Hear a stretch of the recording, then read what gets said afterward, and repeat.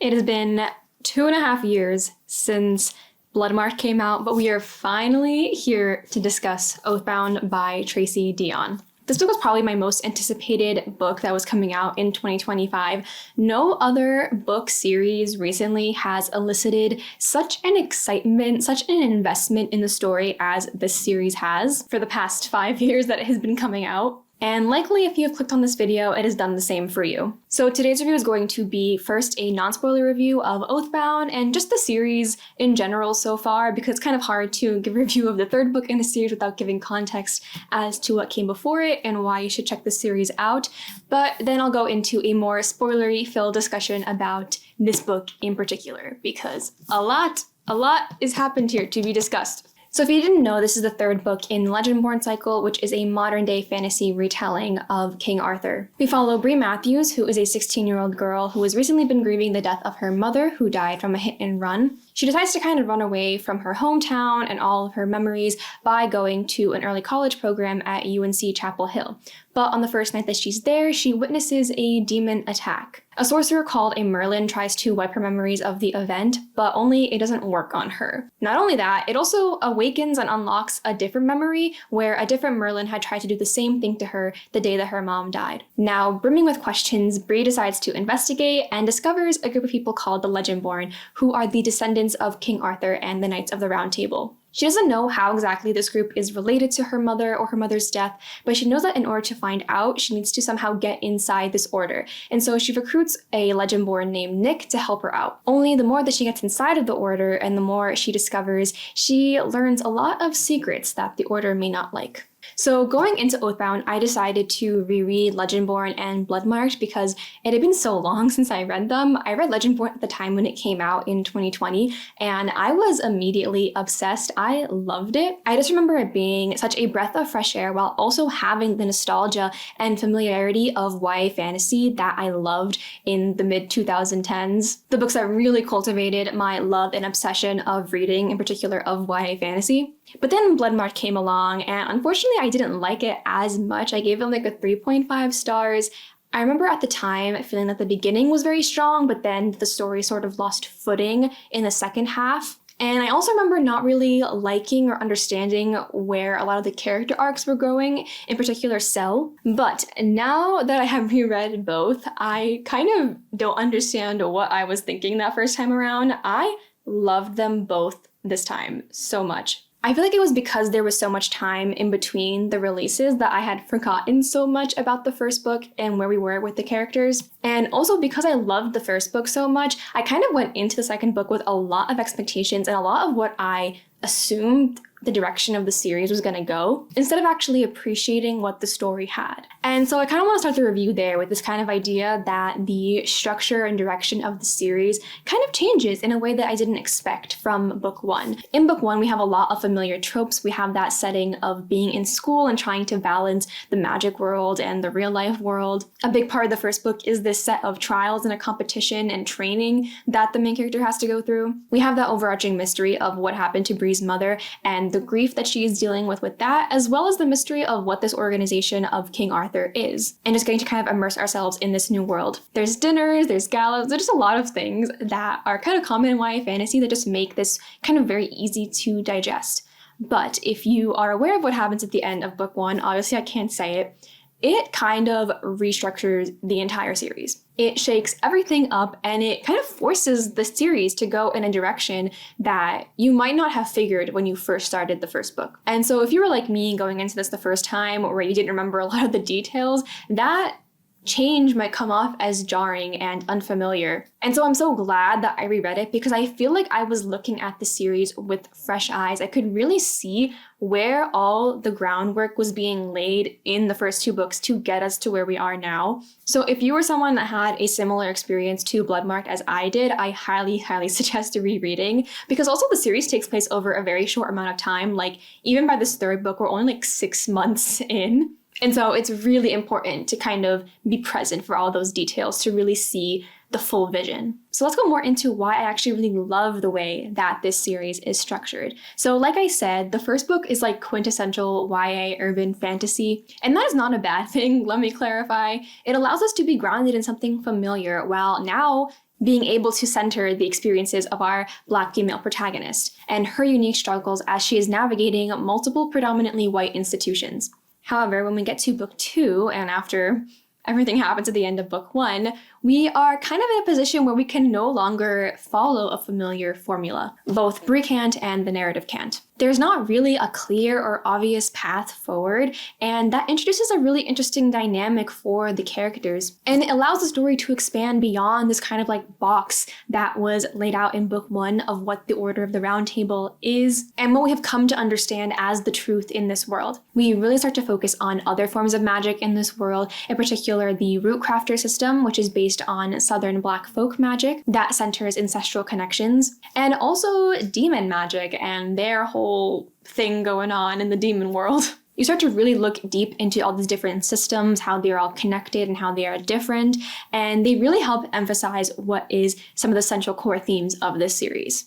At the forefront of the Legendborn Cycle is this idea of exposing, interrogating, deconstructing, and ultimately dismantling corrupt systems of power. In book 1, we really get to see it with Bree being one of, if not the only Black girl within the Order of the Round Table, and her different experiences encountering both conscious and unconscious racism. She's constantly made to feel like an outsider, not just because she's a human entering this magical society, but because she is Black, because she doesn't fit into this homogenous white culture in society. In Bloodmarked, we really start to look at how these ideologies are ingrained within the systems themselves. They're not just the actions of a few bad actors. We see the lengths that certain leadership will go to establish control and maintain a certain hierarchy. Bree, throughout this series, kind of functions as this disturbance to the natural order of things. And so just as she kind of has to keep rocking the boat, so does the narrative and the structure. We can't just kind of go back to what is familiar, we have to kind of build something new, which I thought was really cool about this series. There are, however, a lot of complex emotions that come with constantly having to rock the boat,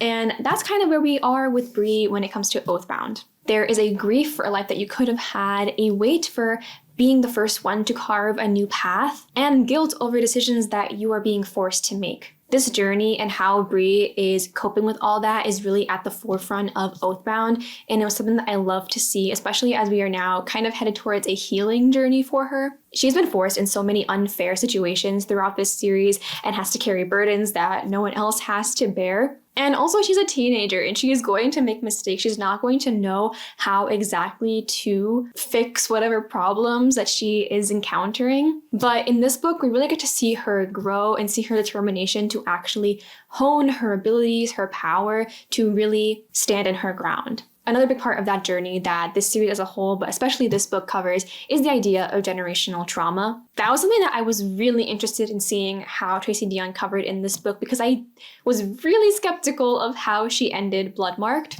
But once I got to this book, I realized that everything made sense. She was cooking.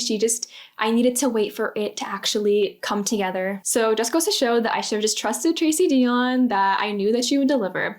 But in general, I think she just really covered really beautifully the burden of generational trauma and how there is a complex dynamic of being grateful and being aware of how many sacrifices the people before you have made to get you to a place where you are now, but also feeling resentful for all the pain and suffering that you have gone through because of their choices. It felt kind of similar to Encanto. If you like that movie, I think I really like the way that it's handled here. So that was kind of my spiel on the thematic merit of this series. It's definitely the thing that I think is probably one of the strongest aspects of this series and why I think it is so good.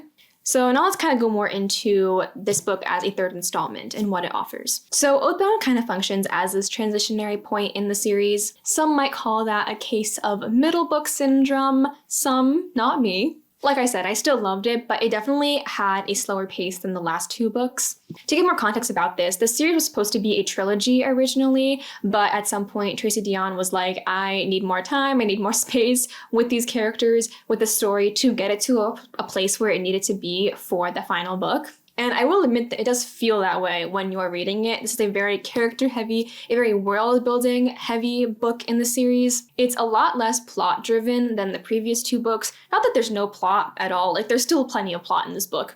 But it's 650 pages, so perhaps not as much plot as you would imagine for a book that long. There's just so much ground to cover. Like I said, this series is constantly expanding, and in this book we introduce multiple POVs, some from characters that you might not expect, which was really interesting. And I appreciate that we kind of got to give those characters a time to shine, have their own little emotional journeys, and see those up close. Nick in particular, who was one of the male leads and love interests, has a big role in this book. But I'll admit that I didn't really have a lot of strong feelings about Nick before this book. I was pretty neutral on him, but he really grew on me in this one. His character arc was really well done. One of my favorite things in books is when you finally see that kind of like golden child character kind of break, kind of release all of that pent up anger and frustration. That sounds kind of bad, but there's just a catharsis that comes with seeing these characters that have to kind of put up an exterior for so long, release all those restraints and be emotional, and it just makes them feel more human. Regarding our other male lead, Cell, unfortunately, he is not as much in this book as you might imagine,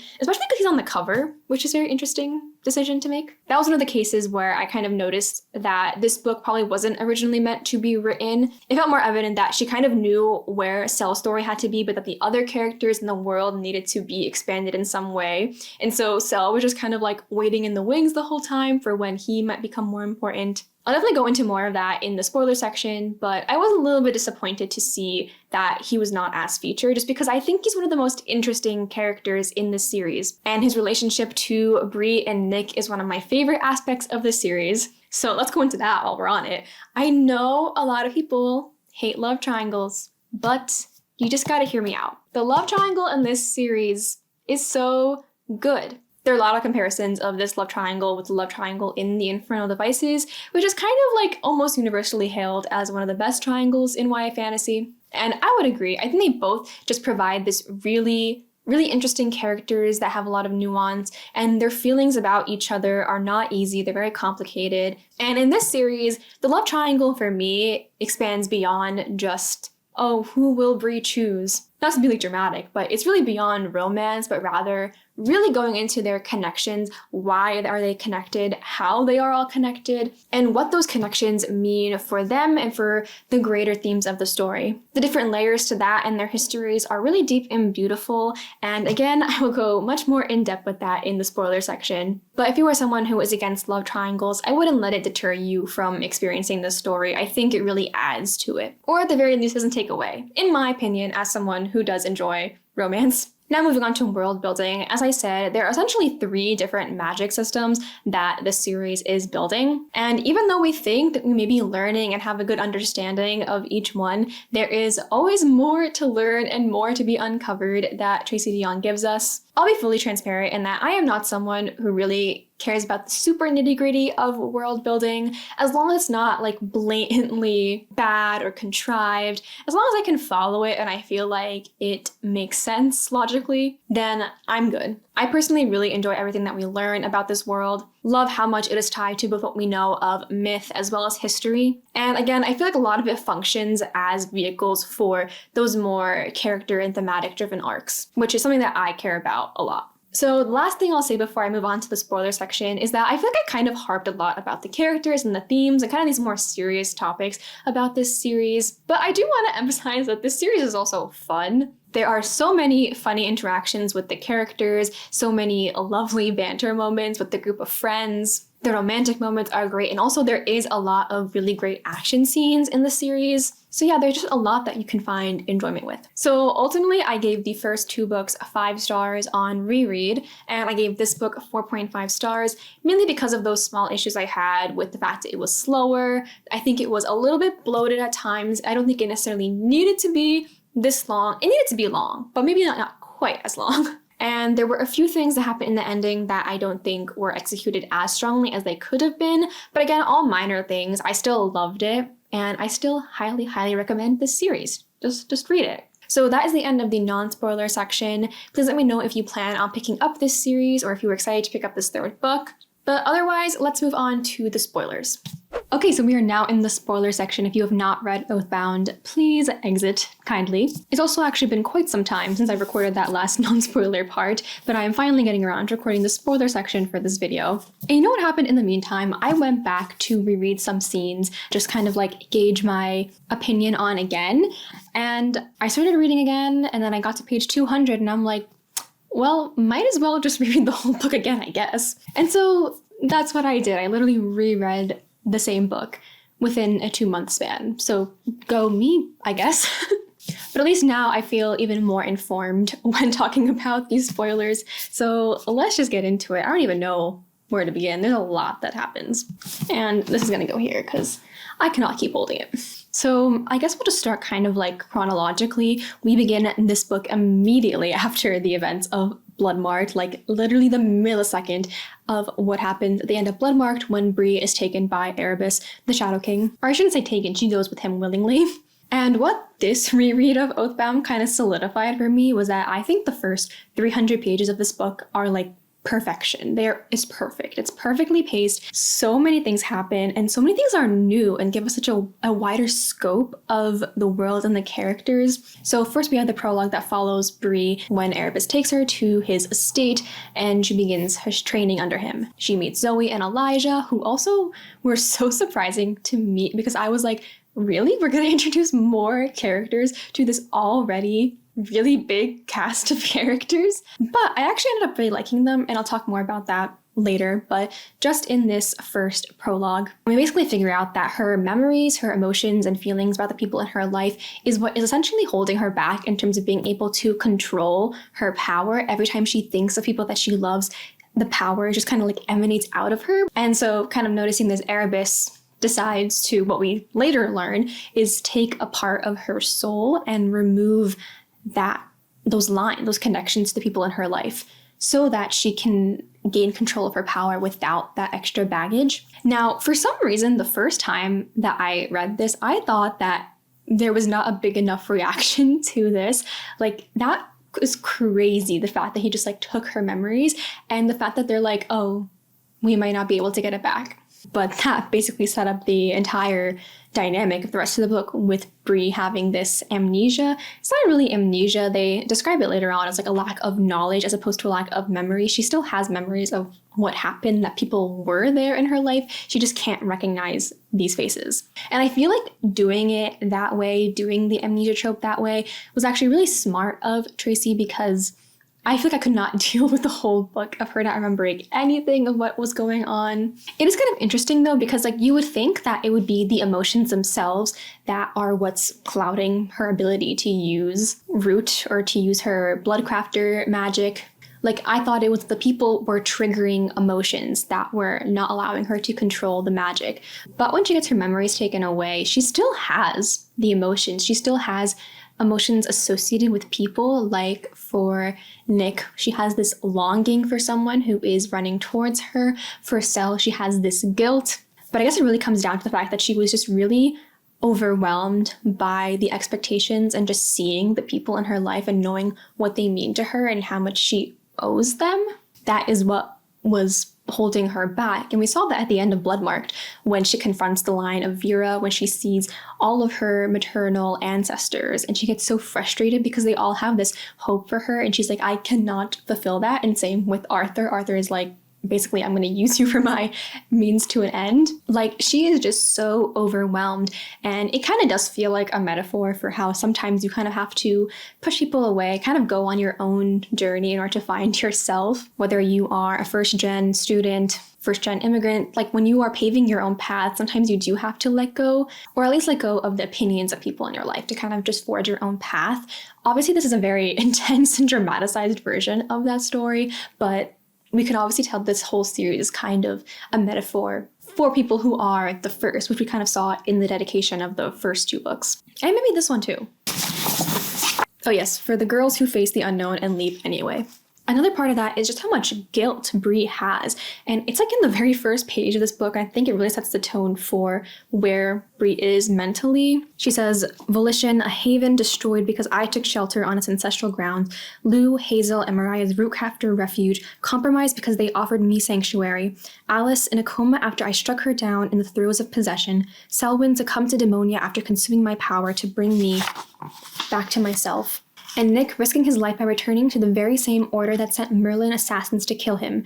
Too many fights, too many losses. It really is the basis for why she is so driven and determined and a little desperate to become a weapon, to be able to have control over her abilities, because she is so tired of other people suffering because of her decisions, or because of just her existing. It was honestly really heartbreaking seeing how much guilt Bree had in this book, because she was very angry at the end of Bloodmarked at her ancestors and at all the people who kind of, I wouldn't say take advantage of her, but just expected things from her that she did not consent to do. Like, she didn't ask to be the chosen one. She didn't ask for this responsibility. She didn't ask to be the intersection of 3 different lines of magic. And in her frustration, she cuts off her ancestral lines.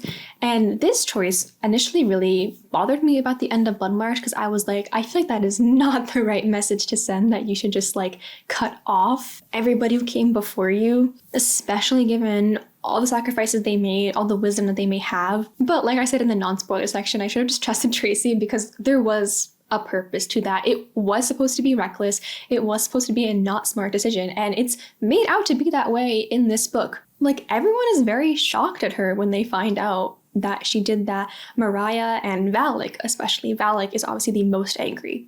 Specifically because Root is so much about connecting to your ancestors and respecting your ancestors. You can only get Root by having permission from your ancestors. So the idea of cutting off that entirely was like wild to them. I actually really liked the part where Valak yelled at her. He was being unfair, but I liked how they genuinely gave that decision gravity, and it was like haunting the entire story, this decision that Bree made in anger at the end of the last book. Valak says, a soul like yours is something to kill and die for, Brianna Matthews. Your soul is the engine behind a power that could change the world, unparalleled in this dimension or the next, beyond priceless, and you gave it away like it was nothing. And Valak eventually comes around to, he realizes that he has put way too much pressure on her. He calls her the powerhouse.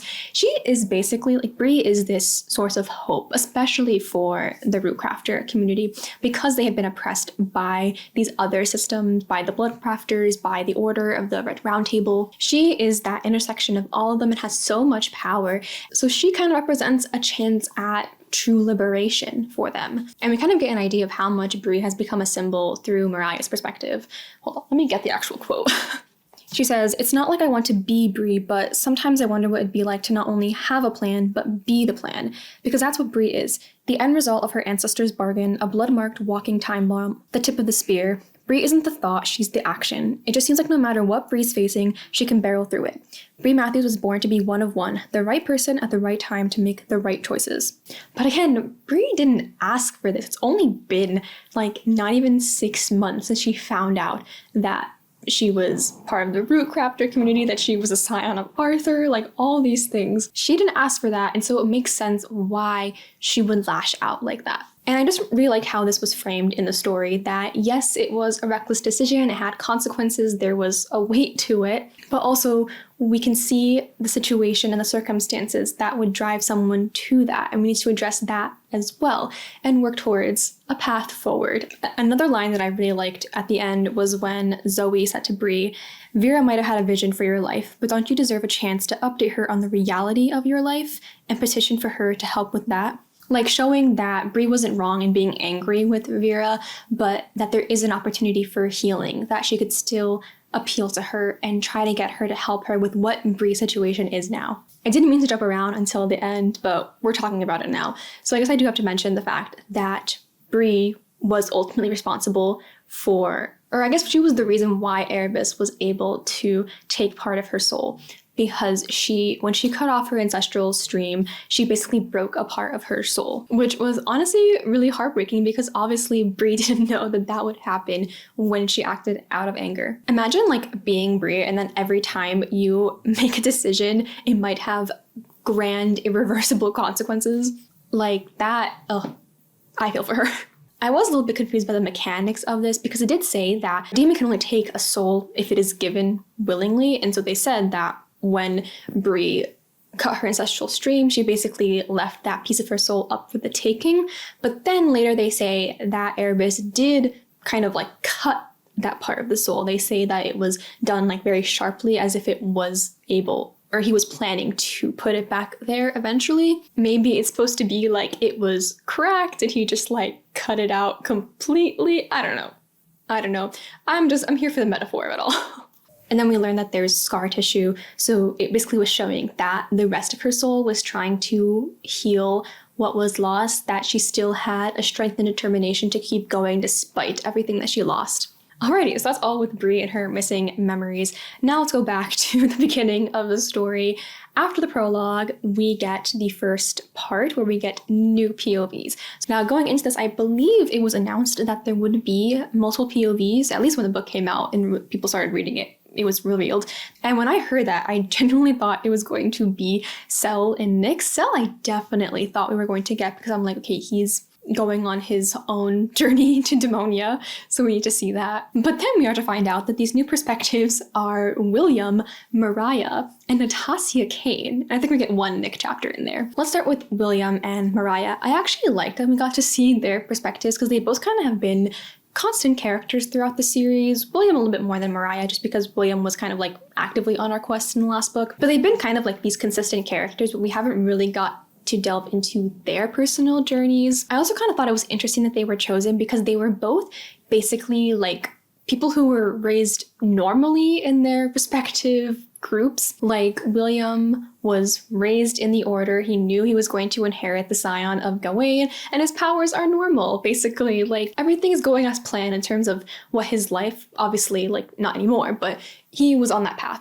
And same thing with Mariah. She was in community with the Root Crafters. She was a medium and she has like normal medium abilities, not like Bree's medium abilities. So they're both kind of giving us POVs into their respective fields of people whose lives were kind of shaken up by the circumstances around them, even if they themselves didn't really have a huge part, but they were being affected by it. For William, I really liked that we got to hold space for the fact that he is a healer who very rarely gets to actually address his own wounds, very rarely gets to address the trauma that he has gone through. And this is kind of facilitated by Lark, who is the person to be like, hey, Will, don't you realize that you lost your bonded squire? And instead of having to deal with that, you have to heal everybody else. Like, how about you? How about you?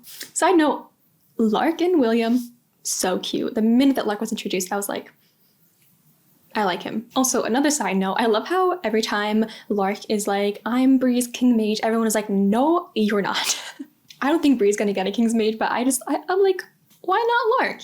He's a sweetie pie. Anyways, going back to Will, another reveal that was really emotional was when he was telling Lark the night that he learned that Nick had been abused by the older leaders in the Order, how they would break his bones, basically tear him down, and that his older cousin, the person who taught him how to be a healer, was complicit in that abuse. He would heal Nick so that it wouldn't look like he broke his bones, that there would be no evidence that there was abuse that had taken place, just for him to be able to get abused over and over again. And that kind of rocked Will's world because he's like, no, this person, I looked up to this person taught me everything I know. How can this person do something so horrible? And he's so guilty that even for just a second, he had doubted Nick's story just because it was so antithetical to the world that he understood. And so now he's like, I'm not going to make that mistake again. I'm going to support Nick. And the last kind of character arc that we get with Will is when he witnesses Nick's speech at the Curia, when Nick is very much confronting the Regents and the Order for their racism, misogyny, and just how much they have targeted Bree and made her bear so much pain. We'll get back to that in a little bit. But I liked how it pointed out how even in Will's perspective, someone who has been on Bree's side since the beginning, who has always supported her, but has never actually called out and addressed what was actually going on, the actual injustices of racism, of misogyny, of all these things that are being enacted against Bree. And so yeah, I just really liked seeing more of William in this book, and I'm sad that we don't get more of his perspective. I feel like once we get to Penumbra, the other perspectives kind of get tossed aside, like we're no longer doing the multiple POVs anymore, which I kind of get. Like most of the characters that we're following are all together at that point, and I'm sure there's a version of the story that did have more POVs, but this book was already very long, so I'm certain that they had to be cut. So now moving on to Mariah, I was also happy to see her because I feel like even though she's kind of been this constant for Bree, we actually don't get to see her that much in the series. She just kind of like pops up every now and then. And I liked how her story kind of focused a little bit on her insecurity of not being able to do anything, not in the way that Bree can. I talked about it before, but Bree really is this symbol for her, and she really looks up to her. But also comparatively, she's like, I can just like maybe communicate with spirits. I can't really do anything to help. But obviously, we see that she's not useless. In her chapters, we learn about more what's happening to Alice. I loved the scene where we see Alice in that purgatory place with the hounds, where we see her basically try to redo the scene where she essentially is getting killed, trying to make a different decision over and over, basically trying to stall her own death, trying to renegotiate it. I don't know what it is about the way it was described. It was so haunting, and I thought it was extremely well done. Otherwise, I continue to like how much Mariah is kind of like this older sister to Bree, and now Zoe is kind of also in this sisterhood with them, and it's very heartwarming. So now let's move on to Natasia's perspective. This was definitely the most surprising. Like, in no world did I think we were going to get Sel's mom as a perspective. And I thought it was really cool how in the beginning it was framed as these kind of like scientific journals, like she was documenting what was going on and how far Sel was going in demonia and her experiments. And I also really like that moment where it goes from being a recording to being actually in person, because before that we had just assumed this is maybe like, I don't know, a recording that was found, like something in the past. But when we see that it's like something that she's actively doing, like, I don't know, I thought that was a really cool writing effect. I really like this arc about demonia and how adamant Natasia is about the fact that demonia is not what everyone thinks it is. I really feel like we're going down a path of it being this thing that has been not only pathologized, but also demonized, for lack of a better term, basically presented as this thing that is like inevitable and irreversible, when in reality, it might just be something that requires a different level of support, but that with that support could allow people to be independent and be functional and not succumb. I love that we're unraveling how much it has been used as basically propaganda or just a way for the Order to control Merlins, because they're basically holding this over their head, being like, if you don't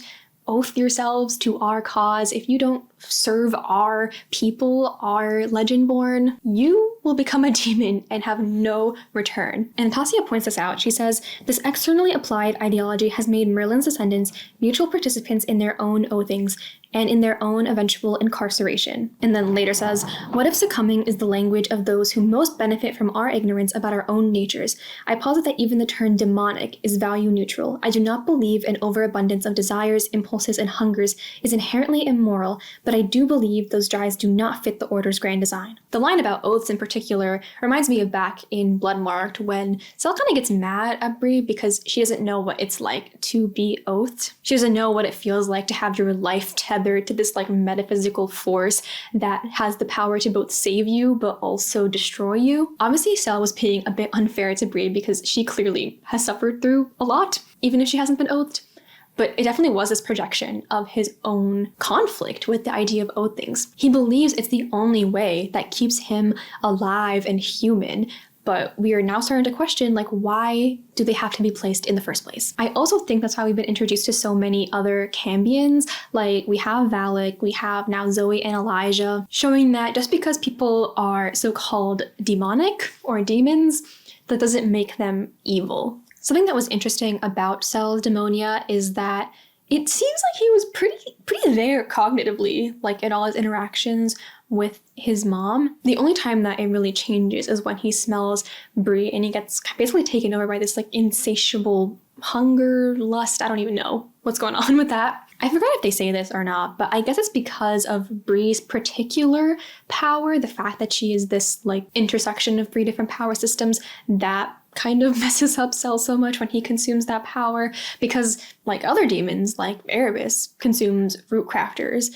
and he's still a demon, but he's not like overpowered by those impulses. And there are also a lot of small moments that indicate that Cell is still in there, like the Cell that we know. Like when Cell's mom tells him that he can't be the one to rescue Bree, and he like hesitates for a moment before kind of going back on his like craze. And then same at the end, like when he realizes that something is wrong with Bree, like I kind of interpreted it as that him being concerned. I guess it could also be him being like, what is wrong with this person's power that I want to consume? I'm gonna go with a more optimistic route for Cell. And again, I didn't want to keep jumping around, but I guess while I'm on the topic of Cell, I have to address the ending of this book, the big reveal that Cell is Erebus's son, that he is the heir to the Shadow King. Now, I did mention in my non-spoiler review that I think the ending was a little weaker in this book, and I stand by that opinion even more in the reread, especially in comparison to the last 2 books. The last 2 books, the endings were like so good. They were such highlights of the story. It really felt like we were building up to this culmination, this battle, whereas this one kind of felt a little lackluster. We were building up to something. We were building up to the reunion with Cell, and then with the confrontation with Erebus, both of which were kind of anticlimactic to me. And I know, like, what about the reveal? For me, the reveal was not that surprising, to be honest. I clocked that Cell was going to be Erebus's son, like, the minute that Erebus was introduced. The minute that he kind of has this like paternal feeling towards Cell, the fact that he trained him, and also the fact that we learned that he kind of had some sort of relationship with Natasia. I guess I didn't make the connection that him being Erebus's son means that he's the Shadow King's son, because at that time we didn't know that Erebus was the Shadow King. But still, it wasn't that surprising to me. What did surprise me, what did have me gagged, was when we learned that Cell was actually in control of Bree's blood mark. And I went back when I was rereading. I wanted to see every time there was a blood mark, and I don't know if it was every single time, but definitely a lot of those times, they were talking about Cell. Cell was mentioned somehow, and I don't know how everything is connected, but they're just connected on some sort of spiritual level. All 3 of them, him, Nick, and Bree. Obviously, there's a lot of implications now with the fact that Cell is the owner, or he inherited Bree's blood mark. Like, I guess that means that both him and Erebus have control over it, because I thought, like, well, if Cell is in control of it, then they can get rid of it, and that's probably what they're gonna do with it. Like, he's gonna somehow be able to break that blood mark and free Bree. I don't know, we'll just have to see. Another thing that gagged me was that one of the last lines when Cell is like, a king, a knight, and a prince. Iconic. Iconic. Now, speaking of Bree, Cell, and Nick, I can't believe I got all the way through this video without talking about Nick yet, because he's in a lot of this book. Now, I said that I was pretty neutral on Nick before this book. Like, I liked him. I thought he was cute. I thought him and Bree were cute. It was very, very sweet, their romance. But Nick didn't have a lot going on in the first 2 books, especially in the first book. Like, we do get some hints about, like, what it was like growing up for him, but like in comparison to Cell was so much more interesting. And also the progression of their relationship was more interesting to me, because it was that like enemies to friends working together to eventually lovers. Side note, but a lot of people say that they were Team Cell because of Bloodmarked, whereas I've been Team Cell since the beginning, when Cell trained her for the trials, when they investigated about Bree's mom and find out about Cell's mom, and also how their moms were connected, the scene at the ball, at the gala, and then of course, you're my king now, Cariad. I don't know, from that moment he imprinted on me, and I'm Team Cell. Bloodmarked made me question a little bit, because I'm like, while some scenes had a lot of tension, I was like, I don't know if this is the healthiest, but I'm still in it for Cell, even if just for him to have a character arc and for him to find peace. Anyway, this is not about Cell. Back to Nick. But like I said, Nick wasn't really giving that much in Legendborn for me, and then he was pretty absent in Bloodmarked because he was kind of off on his own thing. But then in this book, we kind of see what he was up to. One, we get that more tragic backstory for him from William, knowing like just how much he was tortured in the name of being Arthur's scion, and also how fractured his relationship with Sel became because of that. I mean, we already knew how complicated their feelings were for each other, and it's really sad to know that it really was because of these outside forces pushing them against each other. Like, Sel needed to be this kind of like picture perfect rule follower, follow the Order's command, follow Martin's commands, and in doing so had to hurt Nick. And also he was kind of jealous of Nick, and then Nick was jealous of Sel because of the attention that he got. What really ended up winning me over for Nick was first when he called the curia. I was like, dang, that's kind of iconic. Calling up this very traditional ancient ritual to get yourself out of being murdered, giving yourself a get out of jail free card. And then his speech at the curia, like, I need to read it. In the months since the revelation of Brianna's true lineages, being born of not one line of power but two, she was lied to and deceived, drugged, imprisoned, tortured, and possessed by the malevolent spirit we scions were raised to worship. And every act against her was not committed by demonkind enemies, but by the very order that should be kneeling at her feet. This council sought to break Brianna Matthews, and found it could not. I think you are fortunate that she has not sought vengeance against you, as are we all. I have lived beneath your violence. I have seen what you seek to hide, not just here, but everywhere, and in my time away from this court, I have seen and felt your truths more clearly than ever. Your supremacy, your misogyny, your racism, your cowardice. I only state out loud that which you enact in plain sight, that which we can all see if we can stand to bear witness. Will you punish me for doing so, your chosen son? Brianna Matthews cannot be the only voice that speaks against you. Not when she bears our burdens for us and goes so unprotected. Not when you erase her humanity to guard your own power and protect your own whiteness. We have to know these sins. We have to name them, not only in Bree's presence, but in her absence too. Like, Nicholas Davis, I was not familiar with your game. That was so freaking powerful, and I'm so glad he said it that way, and he addressed things dead on, because he's right. It should not have to be Bree that is constantly having to shake the table. I talk about this in my non-spoiler section about how she is constantly put in these positions to disrupt the systems, but she should not have to have the burden of doing that just for existing as who she is. It was also so important for Nick to be the one to say this, just because he has been propped up as the golden boy, as the golden child of the Order for so long.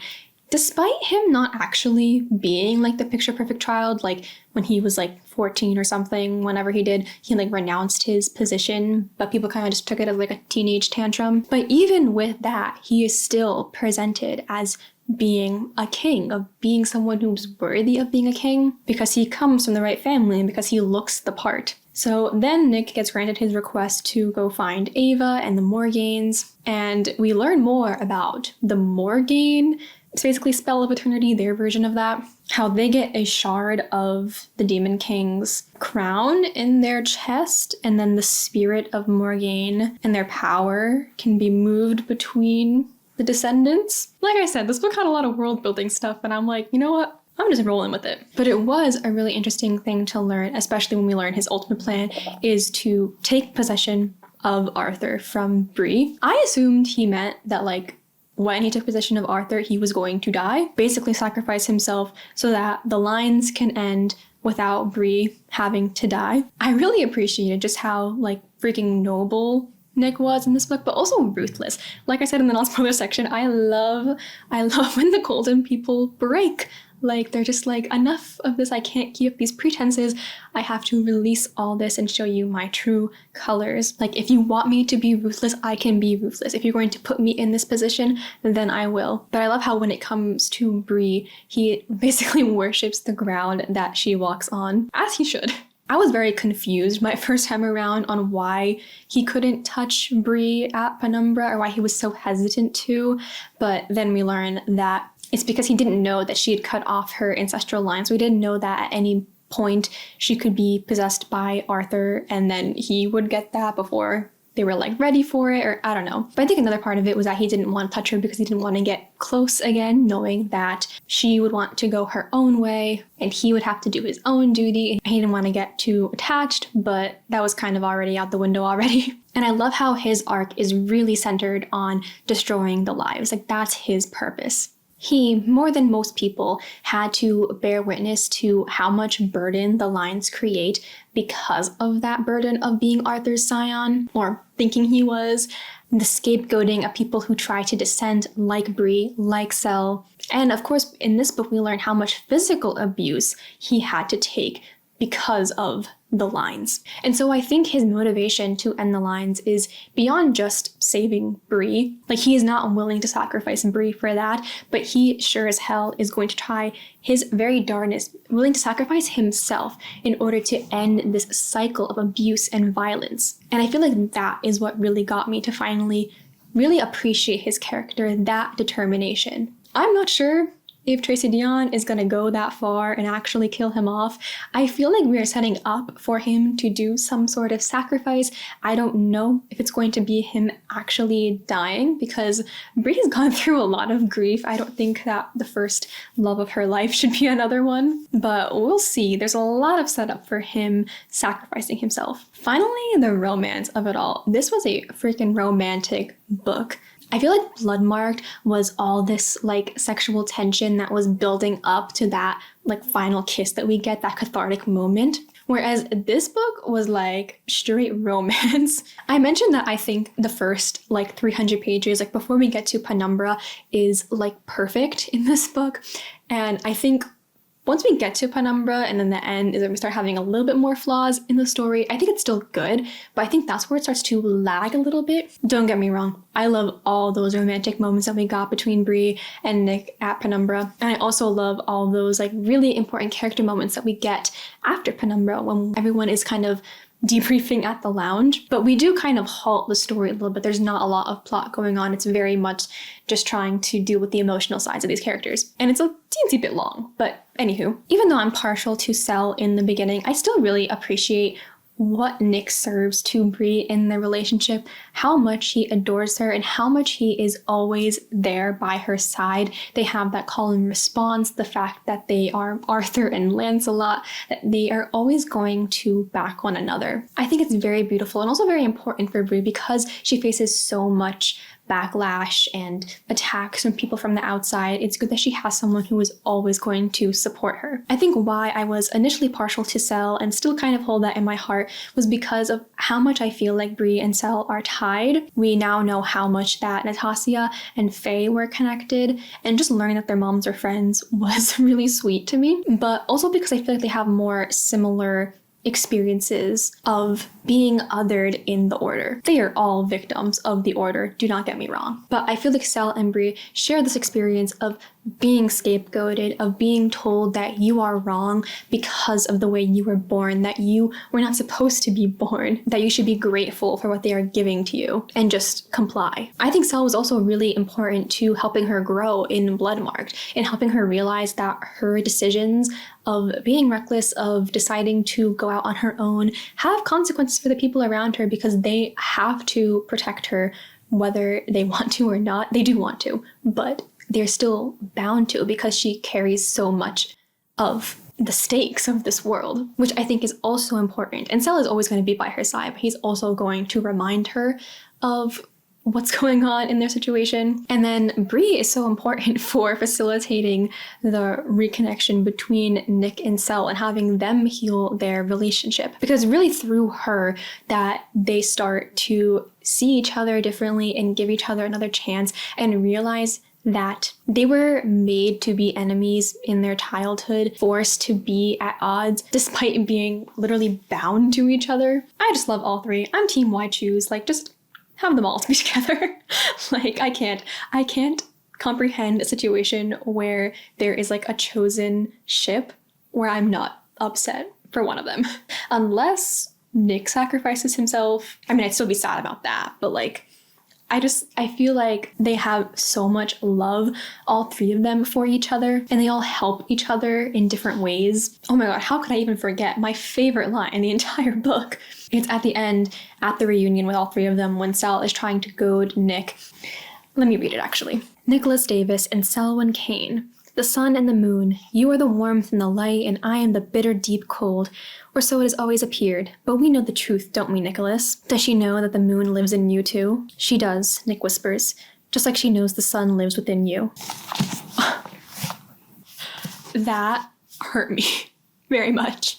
Like, they're all just traumatized. I want them all to heal, especially Cell at this moment in time, because he's really lashing out, and I feel like he really is projecting this anger at everyone. But I hope now that he's actually like a demon king or a demon prince, that he can learn that he's fine the way he is, that he can learn to control his abilities and be in his full power as himself. Also, another reason why I was a little bit more partial to Cell is that I feel like there is still a journey with him and Bree's relationship, like it's not done, whereas I feel like even from the very beginning of Legendborn, we kind of know Bree and Nick's dynamic. It hasn't changed as much. And again, I really love it, and I really love what that relationship represents, and that Bree deserves that kind of love and adoration. But like I said, I have just imprinted on Cell, and I am very invested in seeing his catharsis and seeing his story of healing and wrapping up. I talked about Bree and Cell's mom, but I think they also are all just connected by the tragedies that happened with their mothers. Their mothers were all taken away from them by circumstances out of their control, out of their consent, and they're all grieving that in different ways. And so I just want all three of them to be happy. TLDR. Again, so just final remarks before I end, just things that didn't really fit anywhere else. I talked about Elijah and Zoe. I ended up really liking them, and I liked how much they bonded with Bree. Also, I love how Tracy Deonn was like, there will be no cis and straight people in this series, if I have to say. Love that. Oh, theory though. I think that Elijah and Zoe share the same dad as Valak. I think they're going to learn that, and that's going to connect them even more. Love Valak. I mentioned him briefly, but I love him. He's kind of like the Magnus Bane of this series, I realized. I feel like people shipped him with Bree in the last book, but in this book, it very much was giving like older brother, uncle sort of thing. Very platonic. Going back to Bree's memory loss, I find it so funny every single time they had an interaction where they were like, do you know this person? And Bree's like, no, I don't. And then Nick is like, yes, you do. You do know that person. Or when Bree meets Valak and she's like, Valak, you know William. And he's like, yes, I know William. Like, it's just so cute. Alrighty, so I think those were all the thoughts that I had for this series. I mean, I sure as hell hope that is, because I've been talking for 2 hours now, so I need to stop. Hopefully this will not be that long and I can cut it down, but we'll see. Please let me know what you thought about Oathbound, and if you're gonna include any spoilers, just include like a little spoiler warning in your comment, just so you don't spoil other people as well who may be checking out the video. Otherwise, thank you so much for watching, and I'll see you later. Bye.